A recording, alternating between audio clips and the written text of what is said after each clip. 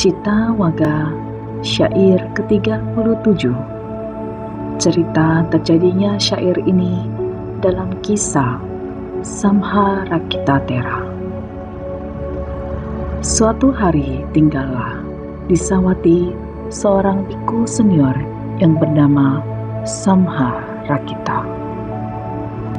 Ketika kakak perempuannya melahirkan anak laki-laki, ia memberi nama anaknya Samharakita bagi Nea. Keponakan Samharakita pada waktu itu juga memasuki pasamuan sangha.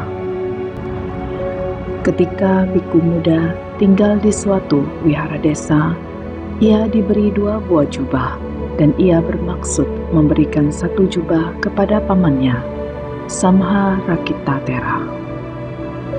Akhir masa-wasa, biku muda itu pergi ke pamannya untuk memberi hormat kepadanya dan memberikan jubah. Tetapi pamannya menolak untuk menerima jubah itu dan berkata bahwa ia sudah mempunyai cukup. Walaupun biku muda mengulangi lagi permintaannya, pamannya tetap tidak mau. Biku muda itu merasa sakit hati dan berpikir bahwa sejak saat itu pamannya tidak sudi untuk berbagi kebutuhan dengannya. Akan lebih baik baginya untuk meninggalkan pasamuan sangha dan hidup sebagai seorang perumah tangga. Dari masalah itu, pikirannya mengembara dari pikiran yang satu ke pikiran yang lain.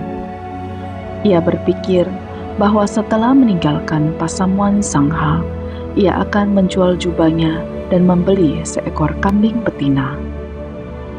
Kambing betina itu akan segera melahirkan anak. Anak-anak kambing dijual dan segera ia akan mempunyai uang cukup untuk menikah. Istrinya akan melahirkan seorang anak laki-laki. Ia akan membawa istri dan anaknya dengan sebuah kereta kecil untuk mengunjungi pamannya di wihara. Dalam perjalanan, ia akan berkata bahwa ia akan menggendong anaknya. Tetapi istrinya berkata kepadanya agar ia mengendarai kereta saja dan jangan mengurusi anak. Ia bersikeras dan merebut anak dari istrinya. Sewaktu terjadi perebutan, anak itu terjatuh dan terlindas roda kereta. Dengan marah, ia memukul istrinya dengan cemeti.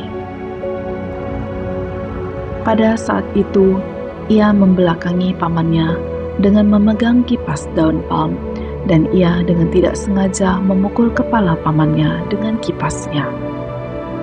Samharakita tua mengetahui pikiran biku muda itu dan berkata, "Kamu tidak sanggup menghajar istrimu. Mengapa kamu menghajar seorang biku tua?" Samharakita muda sangat terkejut dan malu atas kata-kata biku tua itu. Ia juga menjadi sangat ketakutan dan kemudian melarikan diri. Biku-biku muda lainnya dan penjaga wihara mengejarnya dan akhirnya membawanya ke hadapan Sang Buddha. Ketika membicarakan seluruh kisah biku muda itu, Sang Buddha berkata bahwa pikiran memiliki kemampuan untuk berpikir pada suatu objek yang berkepanjangan, dan seseorang seharusnya berusaha keras untuk bebas dari belenggu keinginan, kebencian, dan kegelapan batin. Kemudian Sang Buddha membabarkan syair ke-37 berikut ini. Pikiran itu selalu mengembara jauh, tidak berwujud dan terletak jauh di lubuk hati. Mereka yang dapat mengendalikannya akan bebas dari jeratan mara. Biku muda mencapai tingkat kesucian Sotapati setelah khotbah Dhamma itu berakhir.